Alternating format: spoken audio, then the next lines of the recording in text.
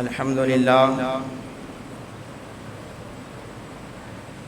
لله رب العالمين والعاقبة للمتقين والصلاة والسلام على سيد الأنبياء والمرسلين وعلى آله وأصحابه أجمعين أما بعد أعوذ بالله من الشيطان الرجيم بسم الله الرحمن الرحيم قال الله تبارك وتعالى في القرآن المجيد والفرقان الحميد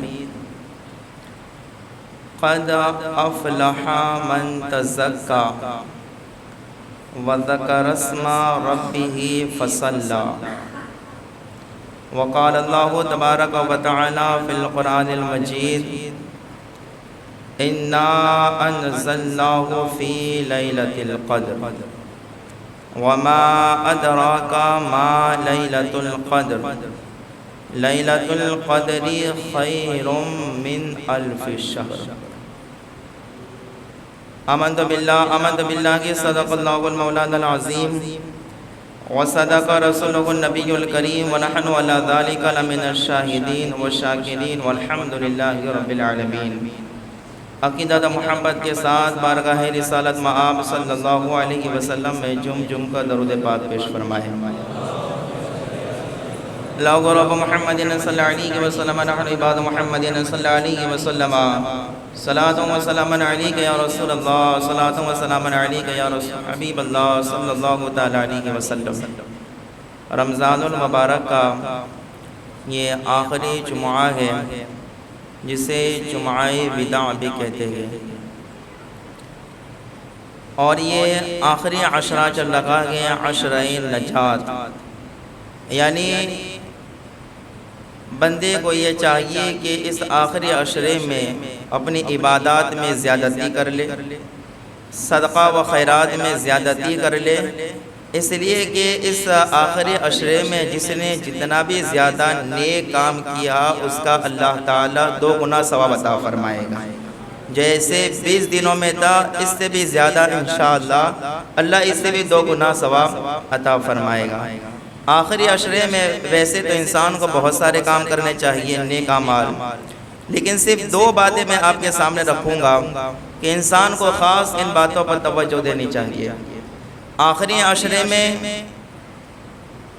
21 رمضان المبارک سے لے کر 30 تک میں انسان کو شب قدر تلاش کرنی چاہیے اور آخری عشرے کا اعتکاف بھی اسی بنیاد پر کیا جاتا ہے یہ آخر شب قدر لیلۃ القدر ہے کیا اس کی برکات فضائل بے شمار گئے انسان اگر بیان کرنا چاہے تو مختصر سے وقت میں اسے بیان نہیں کر سکتا شب قدر کے متعلق خود رب کائنات 30ویں پارے میں سورہ قدر میں ارشاد فرماتا ہے چند 1-2 باتیں اس کے تعلق سے عرض کر کے میں جو پہلے میں نے آیت کریمہ تلاوت کی اس کے بارے میں عرض کروں گا اس لیے کہ 2 باتوں پر آج گفتگو کرنی ہے اللہ تعالیٰ فرماتا ہے کہ اِنَّا أَنزَلْنَاهُ فِي لَيْلَةِ الْقَدْرِ اس کی پہلی فضیلت یہ ہے کہ اللہ نے اس مبارک رات میں قرآن پاک کو نازل فرمایا گیا پھر اللہ تعالیٰ آگے فرماتا ہے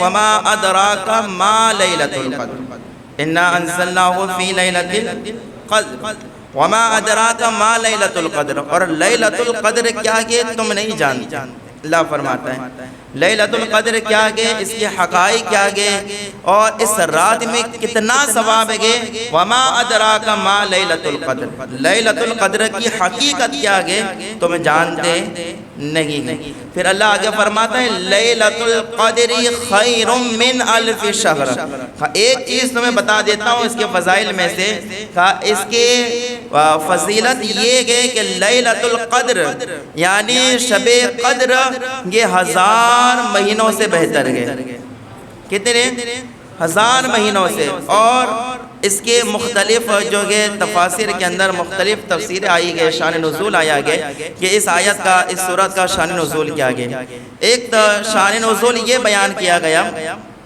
کہ بنی اسرائیل کے اندر ایک شخص تھا اس وقت اللہ تعالیٰ نے جو نبی تھے اس وقت اللہ نے ان پر وحی نازل فرمائی اور فرمایا کہ اے نبی آپ فلاں شخص کے پاس جائیے اور اس سے جا کر یوں کہیے کہ اس کی کیا خواہش ہے، جو وہ تمنا کرنا چاہتا ہے کر لے، جو رب سے مانگنا چاہتا ہے مانگ لے، رب تعالیٰ اسے عطا فرمائے گا۔ اب اللہ کے نبی اس شخص کے پاس تشریف لائے اور کہا کہ تمہاری کیا خواہش ہے، تمہاری کیا تمنا ہے، تم رب سے کیا مانگنا چاہتے ہو، اگر تمہیں اجازت مل جائے کہ رب سے مانگو رب عطا فرمائے گا۔ تو کہا میں یہ چاہتا ہوں کہ میں اپنی جان، اپنی مال اور اپنی اولاد کے ساتھ میں جہاد کروں۔ کیا کہا؟ اپنی جان، اپنی مال اور اپنی اولاد کے ساتھ میں اللہ کی راہ میں جہاد کروں۔ اللہ تعالیٰ نے اس کی یہ دعا قبول فرمائی اور اللہ تعالیٰ نے اسے 1000 بیٹے عطا فرمائے۔ کتنے؟ اللہ کی قدرت سے کوئی چیز باہر نہیں۔ یہ تو آج ہم لوگ ہیں 2 دن ہونے کے بعد عورت کا آپریشن کرا دیتے ہیں، اس لیے کہ ہماری یقین کمزور ہو گیا۔ اگر انسان کہ یہاں کتنی بھی اولاد ہو جائے تو روزی دینے والا کون ہے؟ اللہ تعالیٰ۔ جس طرح ہمیں اللہ روزی دیتا ہے ہماری اولاد کو بھی دے گا۔ اللہ تعالیٰ نے اسے 1000 بیٹے عطا فرمائے۔ اب ذرا غور کیجئے گا اس نے کیا کیا؟ اس نے اپنے ایک بیٹے کو تیار کیا، مجاہد بنایا اور پھر اللہ کی راہ میں اسے بھیجا، کہا اب تم جہاد کرو۔ وہ اللہ کی راہ میں جاتا اور 1 مہینہ جہاد کرتا، 1 مہینے کے بعد اس کا وہ شہید ہو جاتا۔ 1 مہینے کے بعد جب 1 مہینے کے بعد خبر آتی کہ انتقال جو شہید ہو گیا تو پھر یہ دوسرے بیٹے کو تیار کرتا۔ اسی طریقے سے 1000 بیٹے، کتنے؟ 1000 بیٹوں کو اس نے جو ہے مجاہد بنایا، اللہ کی راہ میں جہاد کرنے والا بنایا۔ یہ پہلے کے لوگوں کا جذبہ تھا کہ اپنی اولاد کو فلم اور دنیاوی کاموں کے لیے تیار نہیں کرتے تھے، وہ اللہ کی رضا کے لیے تیار کرتے تھے، اللہ کی راہ کا مجاہد بناتے تھے۔ 1000 بیٹے اللہ نے عطا فرمائے۔ 1000 بیٹے کو یکی بعد دیگر سب کو مجاہد بنایا اور میدان جنگ کے اندر بھیجا جہاد کے لیے۔ 1000 بیٹے اور ایک بیٹا 1 مہینے تک لڑتا تھا۔ کتنے؟ اس طرح سے تیاری کرا دیتے، ایک بیٹا 1 مہینے تک لڑتا۔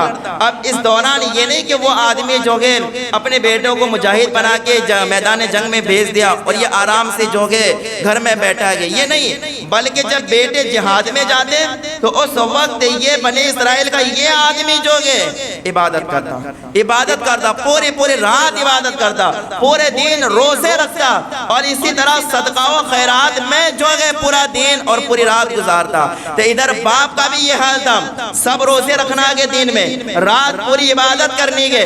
بیٹوں کو اس نے 1000 بیٹوں کو مجاہد بنایا، ایک بیٹا 1 مہینہ جہاد کرتا۔ اس طریقے سے ٹوٹل کتنے مہینے ہو گئے؟ کتنے مہینے؟ 1000۔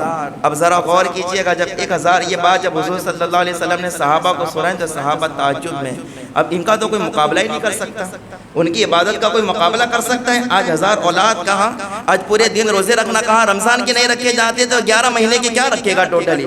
اللہ اکبر۔ تو اب جو کہ 11 مہینوں کے 12 مہینوں کے روزے کہاں، پورے رات پورے دن عبادت کرنا کہاں، اتنی اولاد کہاں؟ صحابہ نے تعجب کیا کہ اس کی عبادت کا تو کوئی مقابلہ ہی نہیں کر سکتا۔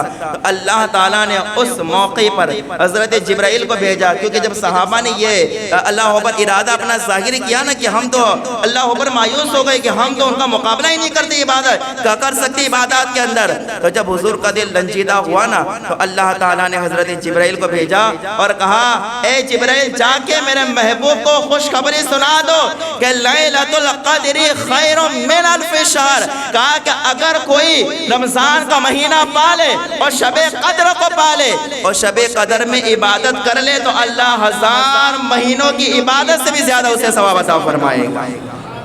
یعنی ان کے 1000 مہینے کے روزے، 1000 مہینے کی عبادات، 1000 مہینے میدان جنگ میں جہاد کرنا اللہ کی رضا کے لیے، ان ساری عبادات کا ثواب اللہ صرف 1 رات میں عطا فرما دیتا ہے۔ 1 رات میں ذرا سوچو امت محمدیہ پر اللہ نے کتنا کرم فرمایا، حضور کے صدقے سے کتنا کرم فرمایا۔ اور اللہ اکبر، اسی طریقے سے جب یہ رات آتی ہے نا لیلۃ القدر کی تو اللہ تبارک و تعالی ارشاد فرماتا ہے کہ تنزل الملائکۃ والروح فیہا بإذن ربہم من کل امر۔ اللہ تعالیٰ فرماتا ہے کہ جب یہ رات آتی ہے نا تو اللہ حضرت جبرائیل کو فرماتا ہے جبرائیل اپنی پوری فوج لے کر، پوری جماعت لے کر زمین پر اترو اور دیکھو جا کر کہ جو عبادت کرتا ہوں نا اس رات کے اندر، اس سے ملاقات کرنا اور میرا سلام کہنا۔ حضرت جبرائیل علیہ السلام اپنی پوری جماعت کے ساتھ تشریف لاتے، یہ سید الملائکہ ہے، پوری جماعت کے ساتھ تشریف لاتے زمین پر، اور جو بندہ اس رات میں عبادات میں مشغول ہوتا ہے، اللہ اکبر، اللہ کا ذکر کر رہا ہوتا ہے، نعت خوانی کو یا کچھ بھی نیک عمل کر رہا ہوتا ہے، حضرت جبرائیل اس سے ملاقات کے لیے آتے ہیں، فرشتے اس سے ملاقات کرتے، اس سے رحمت کا اور اللہ کا سلام اسے پہنچاتے گئے۔ اور ذرا غور تو فرمائیے کہ اللہ اکبر، زمین پر اس رات اتنے فرشتے آتے ہیں نا، ہمارے علماء نے لکھا ہے کہ اسے لیلۃ القدر کیوں کہتے ہیں، تو قدر کا ایک معنی یہ بھی بیان کیا گیا تنگی، یعنی جو شارٹ کٹ، تنگ ہو جانا، تو کہا اس رات میں زمین پر اتنے فرشتے اترتے گئے کہ پاؤں رکھنے کی بھی جگہ نہیں ہوتی ہے، پاؤں رکھنے کی بھی جگہ نہیں ہوتی کہ اتنی تعداد میں فرشتے اترتے گئے۔ اور علماء فرماتے حضرت جبرائیل ملاقات کرتے ہیں عبادت کرنے والوں سے، بیٹھے رہنے والوں سے، گھومنے والوں سے نہیں، وہ تو اللہ کی رحمت سے پھر ایسی رات سے بھی اگر محروم رہے تو پھر کیا کہنا، اللہ اکبر۔ لیکن جو لوگ عبادات میں نیک کاموں میں مشغول رہتے ہیں، جبرائیل ملاقات کرتے گئے، تو اللہ اکبر، علماء سے سوال ہوا کہ جبرائیل ملاقات کرتے تو پتہ کیسے چلتا ہے؟ حالانکہ ہم فرشتوں کو دیکھ پاتے ہیں، کیا فرشتے نظر آتے ہیں؟ نہیں، یہ تو نوری مخلوق ہے، ہماری نظروں کے سامنے نہیں ہے، ہمیں دکھائی نہیں دیتے، تو یہ ملاقات کرتے ہیں تو پتہ کیسے چلتا ہے؟ کہا جب یہ ملاقات کرتے ہیں تو اس وقت آدمی کی آنکھیں اشکبار ہوتی ہے۔ آدمی کی آنکھیں کیا ہوتی ہیں؟ آدمی رو رہا ہوتا ہے، آنکھوں سے آنسو نکل رہے ہوتے ہیں جب حضرت جبرائیل اس سے ملاقات کر رہے ہوتے ہیں۔ اور دوسری وجہ یہ بیان فرمائے کہ اس وقت آدمی کا دل نرم ہوتا ہے، موم کی طرح نرم ہوتا ہے، وہ اپنے سینے میں ٹھنڈک محسوس کرتا ہے کہ جب آدمی اپنی آنکھوں میں آنسوؤں کو دیکھ لے اور اپنا دل نرم دیکھ لے۔ اور تیسری وجہ ہمارے علماء نے بیان فرمائی کہ جب جبرائیل علیہ السلام ملاقات کرتے ہیں تو بدن کے رونگٹے کھڑے ہو جاتے ہیں۔ کیا ہو جاتے ہیں؟ بدن کے رونگٹے کھڑے ہو جاتے گئے۔ کہا یہ تین نشانیاں جو شب قدر میں اپنے آپ میں پالے کہ آنکھیں اشکبار ہیں، لیکن یہ نہیں کہ بناوٹی آنکھیں، جو بناوٹی آنسو نکل نہیں رہے تھے اور جان بوجھ کے نکال لگا گئے، یہ بھی اگر اللہ کی رضا کے لیے ہے تب تو ٹھیک ہے، اللہ تعالیٰ اسے بھی قبول فرماتا ہے، لیکن لوگوں کو دکھانے کے لیے تو یہ عمل قبول نہیں ہوتا ہے۔ اگر کوئی آدمی اس مبارک رات میں یہ تین علامتیں اپنے اندر دیکھ لے، آنکھیں اشکبار ہے اللہ کے خوف سے، اور دل نرم ہے، بدن کے رونگٹے کھڑے گئے، تو وہ یہ تصور کر لے کہ سید الملائکہ اس سے ملاقات فرما رہے گے، حضرت جبرائیل اس سے ملاقات فرما رہے گے، اس سے رحمت کا پیغام پہنچا رہے گے، اس سے اللہ کا سلام پہنچا رہے گے۔ یہ برکتوں والی رات ہے جو اللہ نے کس کو عطا فرمائی؟ حضور کی امتیوں کو عطا فرمائے، اپنے محبوب کی امتیوں کو عطا فرمائے۔ یہ مبارک رات انشاءاللہ تعالیٰ ان قریب آنے والی ہے، تو اس مبارک رات میں بندے کو چاہیے کہ زیادہ سے زیادہ وقت عبادت میں گزارے، زیادہ سے زیادہ وقت کیا ہے؟ عبادت کے اندر گزارے۔ اور دیکھیں شب قدر کا مل جانا بہت مشکل ہے، کوئی نیک انسان ہوتا ہے شب قدر اسے مل جاتی ہے، اگر لوگ صرف اسی بہانے پر اور اسی دھون میں رہتے ہیں کہ 27 میں رات آئی ہم نے عبادت کر لی، یقیناً بہت سارے علماء کا اس طرف رجحان ہے کہ 27 میں رات یہ شب قدر ہے، لیکن حضور نے یہ بھی تو فرمایا حدیث میں کہ جو آخری عشرے میں تلاش کرو، کبھی بھی ہو سکتی ہے۔ تو جن لوگوں نے آخری عشرے میں اس رات کو تلاش کیا، اس رات میں پڑھ لیا اور جس سے مل گئی یہ رات، بڑی مبارک رات ہے یہ رات، اللہ تعالیٰ 1000 مہینوں کی عبادت سے زیادہ اسے ثواب عطا فرماتا ہے جو اس رات کے اندر نیک عمل کرتا ہے، قرآن کی تلاوت اور نماز وغیرہ پڑھا کرتا ہے۔ کہ یہ مبارک رات آنے والی ہے جس کا ذکر اللہ تعالیٰ نے قرآن مجید میں بھی ارشاد فرمایا۔ یہ ایک بات ہے، ایسی مبارک رات آنے پر بندے کو کیا چاہیے؟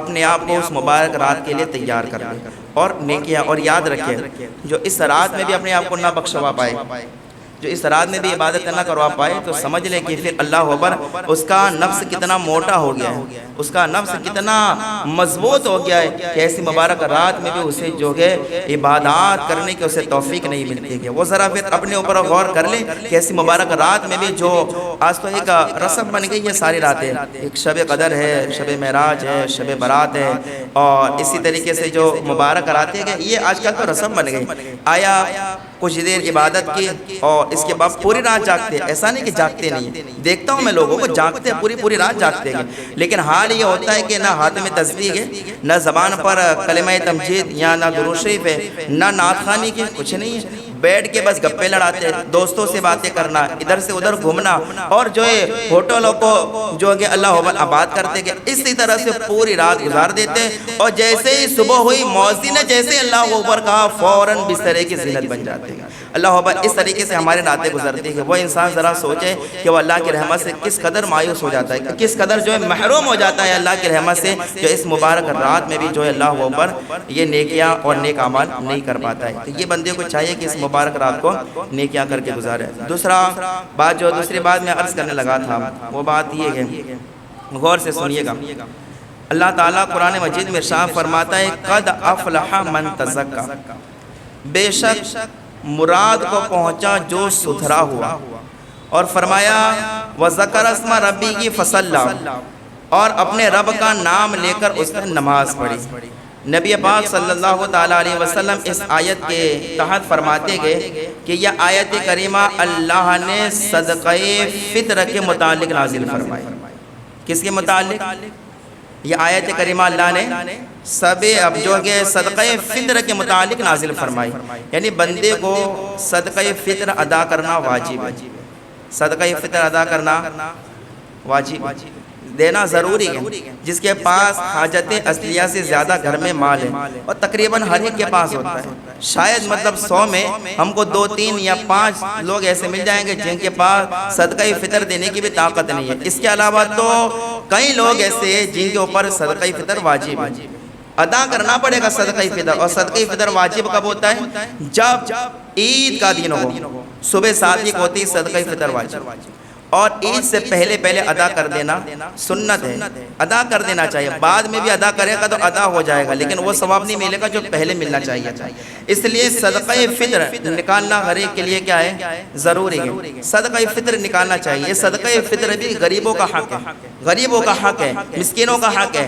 اور صدقہ فطر کے متعلق حضور صلی اللہ علیہ وسلم نے حدیث پاک میں ارشاد فرمایا کہ بندے کے روزے زمین اور آسمان کے بیچ میں لٹکے رہتے ہیں جب تک کہ وہ صدقہ فطر ادا نہیں کرتا۔ اور حضور نے ایک حدیث میں فرمایا جو صدقہ فطر نکال دیتا ہے تو روزوں کے اندر جو کمیاں رہ جاتی ہیں، کمیاں کہ روزوں میں کبھی کچھ یہ کام ہو گیا الٹا سیدھا، کبھی جھوٹ بول دیا گیا ہو، کبھی غیبت کر لی گئی ہو، اس طریقے سے جو روزے میں یا رمضان کی عبادت کے اندر اگر کوئی نقص رہ گیا ہو، کوئی عیب رہ گیا ہو ہماری طرف سے، تو صدقہ فطر ادا کرنے کی وجہ سے اللہ ان ساری خامیوں کو دور فرما دیتا ہے، ساری خامیوں کو دور فرما دیتا ہے۔ بندے کو چاہیے کہ صدقہ فطر جو ہے اپنی طرف سے بھی ادا کریں، اور اپنے نابالغ اولاد کا بھی صدقہ فطر اسے ادا کرنا واجب ہے۔ نابالغ اولاد کو، جو اولاد بالغ ہو گئی پھر باپ کے ذمہ نہیں ہے، اسی طرح بیوی کا بھی ذمہ نہیں ہے۔ ہاں اگر پوچھ کے نکال دے تو بات الگ ہے، لیکن اپنا صدقہ فطر نکالنا، اور اسی طریقے سے جو ہے اپنی نابالغ اولاد کا بھی نکالنا ضروری ہے۔ اور یاد رکھے جو صدقہ فطر نہیں نکالتا گے اور جب تک نہیں نکالے گا گنہگار ہوگا۔ اس لیے کہ حضور صلی اللہ علیہ وسلم نے حدیث پاک میں حضور نے ایک شخص کو بھیجا اور مکہ کی گلیوں میں اعلان کروایا کہ جاؤ، اور مدینہ شریف کی کہ جاؤ اور اعلان کر دو کہ صدقہ فطر واجب ہو چکا ہے، لوگ صدقہ فطر ادا کریں۔ جو لوگ صدقہ فطر ادا نہیں کرتے، اگر عبادت میں نقص رہ گیا تو پھر وہ نقص باقی رہ جاتا ہے، اس کا ثواب کبھی ملتا ہے۔ اور یاد رکھیں صدقہ فطر ادا کرنے کے جو کہ طریقے، ایک تو آسان طریقہ جو سارے لوگ استعمال کرتے ہیں، ایک آسان طریقہ صدقہ فطر نکالنا ہے۔ میں کہیں کیونکہ اس وجہ سے یہ باتیں میں عرض کر رہا ہوں، یہ ساری باتیں کتابوں کے اندر حدیث کے اندر موجود ہیں۔ صدقہ فطر نکالو تو کہا مولانا صدقہ فطر کتنا؟ تب ظاہر سی بات ہے کسی سے بھی پوچھو اکثر لوگ یہی بتائیں گے کہ 2 کلو اور 47 گرام، احتیاطاً یوں کہتے ہیں 2 کلو اور 50 گرام گیہوں، یا اس کی قیمت جو ہے صدقہ کر دی جائے، جو تقریباً آج 80 روپے یا 100 روپے اس کی قیمت ہو۔ یہ ایک آدمی کا صدقہ فطر ہے۔ اب ہر کوئی یہی صدقہ فطر نکالتا ہے، یہی ہر کوئی آدمی جو نارمل کنڈیشن کا ہے وہ بھی یہی نکالتا ہے، اور جس کو اللہ تعالیٰ نے ترقی سے نوازا ہے، جس کو اللہ تعالیٰ نے جو ہے اعلیٰ مقام سے نوازا ہے، وہ آدمی بھی 2 کلو اور 47 گرام گیہوں کی قیمت یا گیہوں دے کے صدقہ فطر نکالتا ہے۔ اللہ ہوگا، حالانکہ جو کہ اگر احادیث کا مطالعہ کیا جائے، علماء کی فرامین پڑھے جائے تو علماء نے کہا یہی نہیں بلکہ صدقہ فطر جو کا بھی نکالا جاتا ہے، صدقہ فطر کھجور کا بھی نکالا جاتا ہے، اور صدقہ فطر جو ہے کہ کشمش کا بھی نکالا جاتا ہے. یعنی یہ گیہوں تو ان لوگوں کے لیے جن کی کنڈیشن نارمل ہے, جو زیادہ کماتے نہیں لیکن حاجت سے زیادہ ان کے پاس مال ہے, اس وجہ سے صدقہ فطر واجب ہے. اگر وہ بھی کھجور اور کشمش سے نکالیں گے تو ان کے پاس مال نہیں بچے گا, ان کے لیے یہ گیہوں وغیرہ ہے. لیکن جن کو اللہ نے نوازا ہے ان کو چاہیے کہ وہ کشمش اور کھجور سے صدقہ فطر نکالیں. کس سے نکالیں؟ کشمش اور یا تو جاؤ یا تو کشمش یا تو کھجور, ان تین چیزوں سے نکالیں, تین چیزوں سے. حالانکہ ان کی قیمت بھی جو ہے اعلیٰ ہوتی ہے. ظاہر سی بات ہے اب جو ہے گیہوں کے اندر 2 کلو اور 50 گرام 47 یعنی احتیاطاً 50, لیکن جو ہے جاؤ ہو یا جو ہے کھجور ہو یا کشمش ہو اس میں 4 کلو اور 90 گرام. اس کا صدقہ فطر کتنا ہے؟ 4 کلو اور 90 گرام. 4 کلو 90 گرام کھجور لے, اس کی جو قیمت ہو صدقہ کرے. اس سے زیادہ مالدار ہے تو جو کہ اللہ اکبر کشمش سے کرے. اللہ اکبر اگر یہ کرنے کے لیے جائے گا تو ظاہر سے کبھی جو ہے 800 روپے, کبھی 2200 روپے اور کبھی 3000 روپے ایک آدمی کا صدقہ فطر نکلے گا. لیکن یہ تو مالداروں کو نکالنا چاہیے, جن کے پاس پیسے گئے وہ بھی اگر گیہوں سے نکالتے گئے. اب ظاہر سی بات ہے جیسا اللہ کی راہ میں دو گے ویسا ہی ہم کو ملے گا. یاد رکھیے گا, اگر گیہوں اگر مالدار ہونے کے باوجود بھی صرف گیہوں, حالانکہ نکالا تو ہو گیا, اگر مالدار نے بھی گیہوں سے نکالا تو صدقہ فطر ادا ہو گیا, لیکن جیسا دو گے اللہ کی راہ میں ریٹرن ویسا ہی ملے گا. اللہ اکبر. جعفر نامی ایک بہت بڑے بزرگ تھے, اپنے گھر میں اپنی بیوی سے گفتگو کر رہے تھے.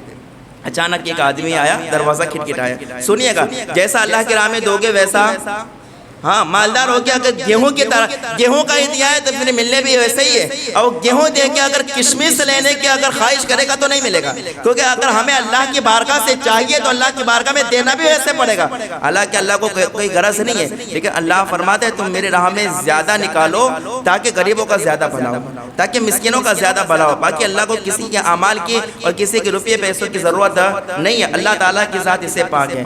اب جعفر نامی جو بزرگ تھے اپنے گھر میں عبادت جو ہے اپنی بیوی سے بیگم سے گفتگو کر رہے تھے. اچانک دروازہ کھٹکھٹایا کسی نے, تو کہا کہ گھر میں کچھ کھانے پینے کو کچھ ہے صدقہ وغیرہ دینے کے لیے.